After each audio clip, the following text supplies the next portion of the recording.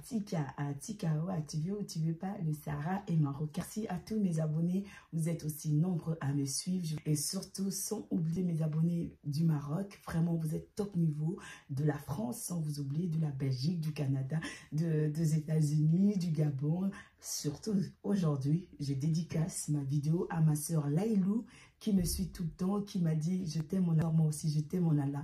En tout cas, je dédicace cette vidéo à toi Laïlou. Je te remercie pour tous tes messages et vous êtes aussi nombreux, je vous dis en tout cas merci. Aujourd'hui, je fais une vidéo concernant la différence parce que quelqu'un de l'Afrique subsaharienne qui me suit, il me demande souvent, ma soeur, dis-nous la différence entre les Marocains et les Algériens. Moi, personnellement, je vous dirais déjà une chose, c'est qu'il y a une grande communauté des Marocains qui se trouvent à Abidjan, qui sont des grands entrepreneurs, qui ne sont pas les gens litigieux, qui ne sont pas les gens à problème. Et je ne peux pas connaître à 100%, mais je vous dis que je connais vraiment bien les Marocains parce que de toute mon jeune âge, j'étais avec les Marocains à l'école. Je fais beaucoup d'échanges avec les Marocains et c'est vraiment des gens très bien.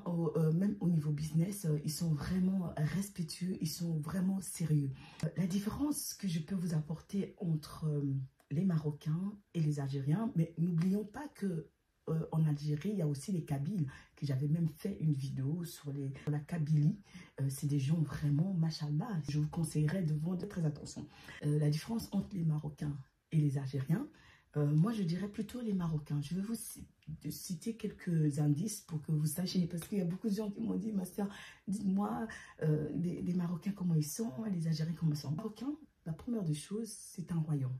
Ils sont gouvernés par un qui a été éduqué, qui a été élevé dans la piété et avec des gouvernantes. Donc, c'est des gens qui ont donc la forme, c'est-à-dire la forme d'éducation du royaume du Maroc, ils sont déjà dans la piété. Donc, les gens qui sont dans la piété, c'est des gens qui craignent le bon Dieu. Donc, son but, c'est de pas d'accélérer, c'est de freiner. Donc, ils ont toujours leurs pieds sur le frein. Donc, de faire le mal, ils doivent réfléchir, de faire le bien, ils doivent réfléchir. Souvent, c'est ça. Une personne croyante, il est toujours aux aguets de faire attention. Donc, le Maroc, c'est un pays, c'est un royaume. Et ce royaume est gouverné par le roi Mohamed VI. Et c'est un royaume alawite qui a commencé. Donc, il y a des royaumes des Mérirites. Mais le royaume alawite, qui est le descendant, qui est le roi Mohamed VI, a commencé à être gouverné depuis 1664.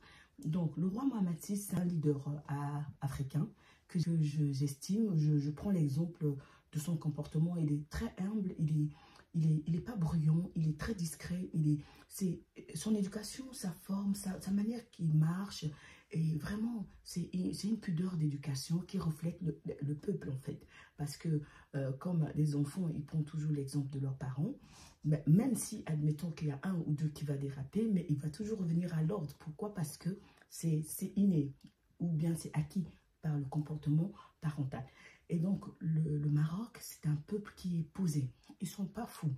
Ils n'ont jamais colonisé un pays africain. Ils n'ont pas été faire la guerre avec un pays africain. C'est un pays qui est vraiment bien structuré. Déjà, sa forme géographique où il se trouve, les Marocains sont hospitaliers, ils sont très accueillants, ils sont très serviables, ils sont compatissants. Et les Marocains, ils sont souvent en famille. Donc, un Marocain, s'il a quelque chose, pour ne pas dire à sa famille, c'est comme Achouma. Un Marocain, même s'il doit avoir même 40-50 ans, c'est comme... Je ne sais pas si vous me comprenez. L'intimité de garder pour soi, le Marocain, il n'a pas ça. Il est tellement hospitalier. Quand il a quelque chose, il doit le dire.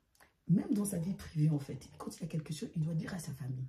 C'est leur éducation, c'est leur manière à eux. Ils sont souvent en famille. Ils ne sont pas... les gens qui sont tête en l'air, et c'est vrai, c'est des gens très intelligents, marocains, parce que j'ai été à l'école avec eux, ils corrigent les profs, surtout en maths, extraordinaire. Ils sont très intelligents, ils sont posés, ils sont à l'écoute, ils sont très solidaires, les Marocains. Donc, si tu vois deux Marocains qui se disputent, rentre pas dans leur affaire, tu dois juste les séparer. Ça, c'est les Marocains. Le Marocain, ils ont souvent deux salons chez eux, ils reçoivent des invités, ils ont un salon pour les invités, ils ont cette bienveillance en eux. Ils ont à l'écoute, ils ont aussi l'éducation chez eux. Il y a des femmes, il y a des hommes marocains qui sont vraiment des diplômés, vraiment des hauts niveaux, malgré ce que les autres, ils racontent des bêtises. Alors que, de l'autre côté, ils ont été colonisés par les Français. Algérie française. Donc, c'est déjà un département français. Donc, ce n'est pas déjà l'Algérie, c'était une partie du Maroc qu'ils ont les Français quand ils sont venus coloniser. Donc, les colonisateurs, hein, ils ont même fait ça en Afrique aussi. Donc, ils ont donné ça à Algérie. Donc, en fait, eux, ils ont été colonisés. Ils ont été tellement blessés par la guerre. Donc, ils n'ont pas encore, en fait, soigné cette blessure en eux. Donc, ils sont un peu comme la fumée dans leur cerveau. Donc, ils ont eu leur bouc émissaire, c'est le Maroc, en fait. Au lieu qu'ils se fassent soigner, tu vois, quand tu as une plaie, tu dois la nettoyer, tu dois la désinfecter, tu dois aller au plus profond de la douleur, la faire soigner, la compresser pour que tu sois bien. En fait, ça, ils n'ont pas encore fait ce travail, les Cargoulés, de leur côté. Se faire soigner de la blessure française qu'ils ont eue, qu'ils ont vécue dans leur passé. Alors, ça engendre toujours le mal. Et leur éducation est faite pour haïr le Marocain. Et en fait, ils sont en train de retarder leurs descendants pour la progressivité dans leur vie. Et cet retard-là, ils veulent le coller aux Marocains. Donc, leur hymne national pour la vie, c'est les Cagoulés. Ils ne vont pas gagner, ils ne vont pas te faire gagner et ils vont te faire perdre ce que tu as gagné. Donc, c'est là leur hymne national. Donc, ils voient le roi Mohamed VI, les Marocains, ils sont en train de progresser dans leur vie. Ils ont construit le TGV, ils ont construit des trams, des rails, des routes, des ponts. Ça, c'est le Dieu qui donne à qui il veut. Yarbé. Appelle-lui comme tu veux, selon ta croyance. Allah, le grand maître. Il donne les bienfaits au roi Mohamed VI. Et le roi Mohamed VI est en train de tirer son pays vers le haut. Pourquoi? Parce que quand tu crains le bon Dieu et tu confies tes biens au roi, des rois, le bon Dieu, et il furtifie tes biens. Alors que de l'autre côté, ils sont là pour un temps. Et donc, au lieu qu'ils soignent leurs blessures qu'ils ont eues dans le passé, au lieu qu'ils avancent dans la construction des écoles, des hôpitaux, pour des infrastructures dans leur vie, dans leur pays, non, ils sont figés sur les Maroc. Ils ont tête dérangée, ils ont la fumée dans la tête et leur président et leurs dirigeants clown. Ils attaquent les Marocains nuit et jour. Allez-y sur les réseaux sociaux, vous allez voir comment ils attaquent les Marocains.